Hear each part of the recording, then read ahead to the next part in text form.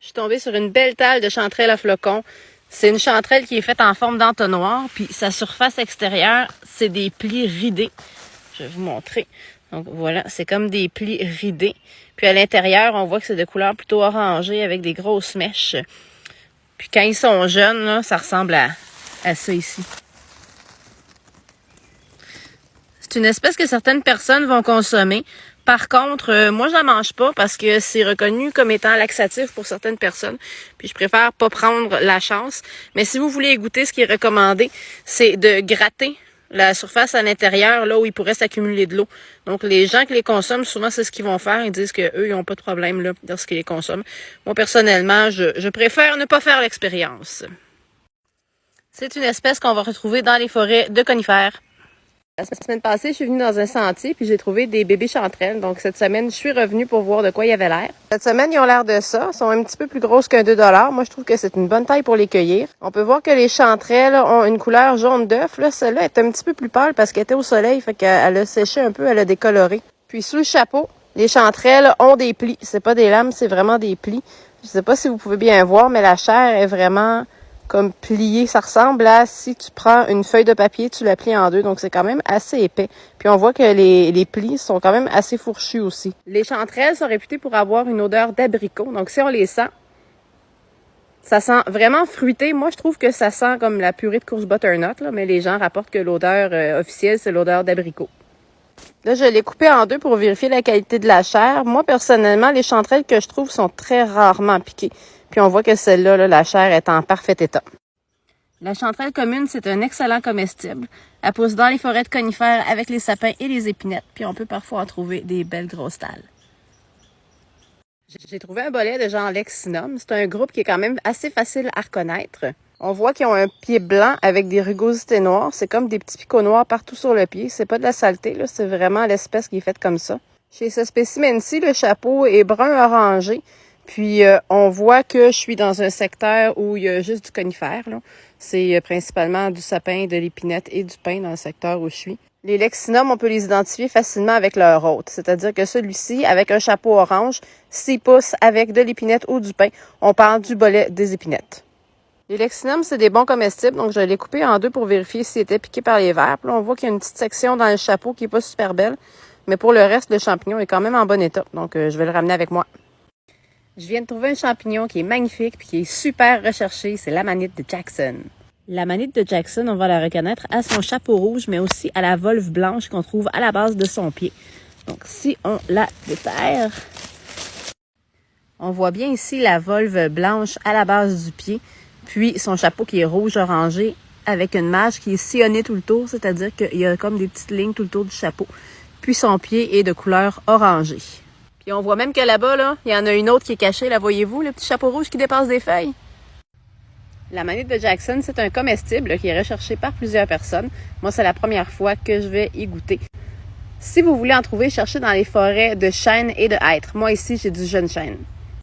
OK, venez avec moi, il faut que je vous montre quelque chose. Moi, j'ai la chance d'habiter dans le nord, puis j'ai beaucoup de champignons comestibles qui poussent sur mon terrain autour de la maison.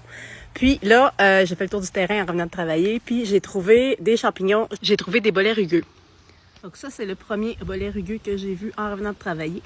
Comme vous pouvez voir, il pousse avec les bouleaux, mais le bouleau, il est loin. Mais moi, je sais qu'il pousse avec le bouleau.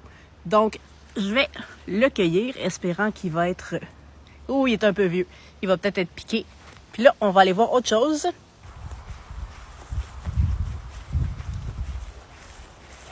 OK, j'en ai trouvé un deuxième. Donc, vous voyez ici, j'en ai un deuxième. J'espère qu'il va être en meilleur état que le premier. Ah! C'est l'été, hein? C'est la saison des vers. Par contre, celui-là, vous voyez qu'il pousse au pied d'une épinette. Mais il est associé au bouleau parce que le bouleau, il est là.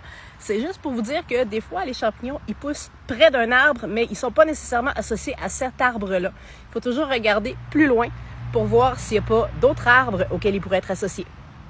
Aujourd'hui, je voulais répondre à ce commentaire-là ici qui demande comment on peut différencier l'amanite tumouche de l'amanite de Jackson. Premièrement, ce qu'il faut savoir, c'est que l'image que vous avez de l'amanite tumouche dans votre tête, c'est probablement l'image d'un champignon rouge avec des spots blancs dessus.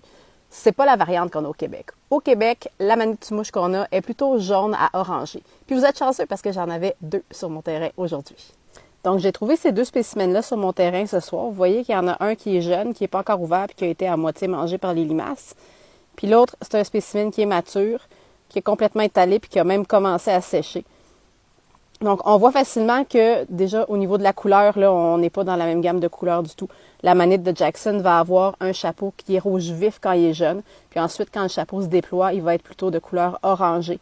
La manite de Jackson a un pied qui est orange, tandis qu'on voit ici que le pied est plutôt blanc crème.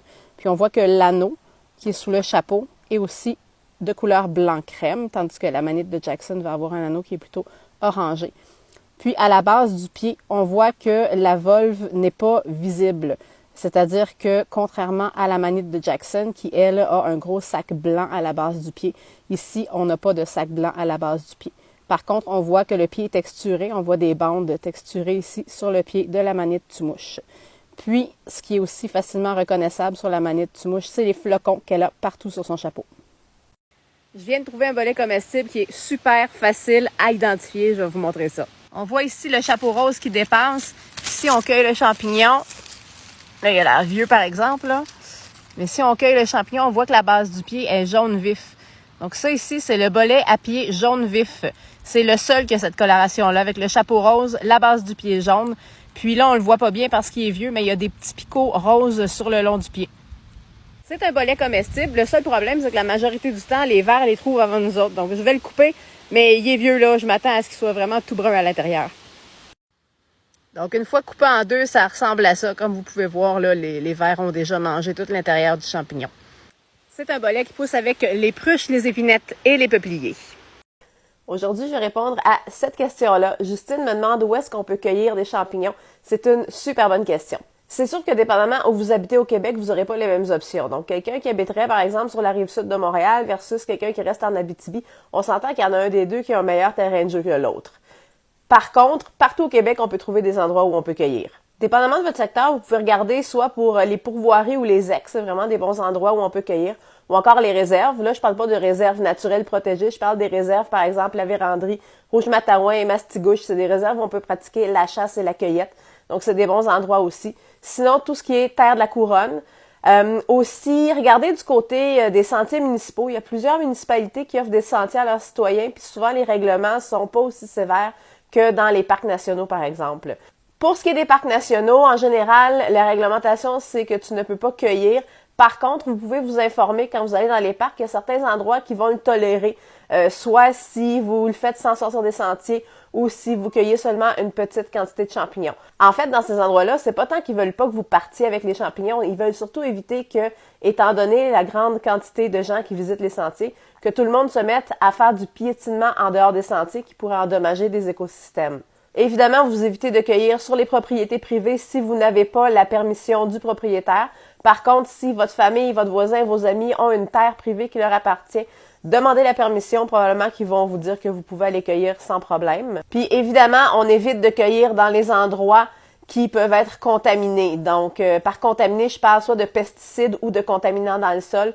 On parle des terrains de golf, par exemple, les cimetières, les milieux industriels, les anciens dépotoirs, les bords d'autoroutes.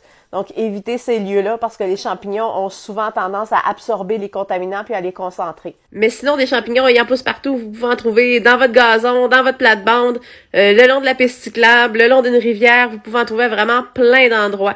Puis même les endroits où c'est pas permis d'en cueillir, ça vous empêche pas de prendre des photos puis de faire de l'observation. Vous pouvez quand même vous pratiquer à reconnaître les caractéristiques des différentes espèces. Donc, ouvrez l'œil.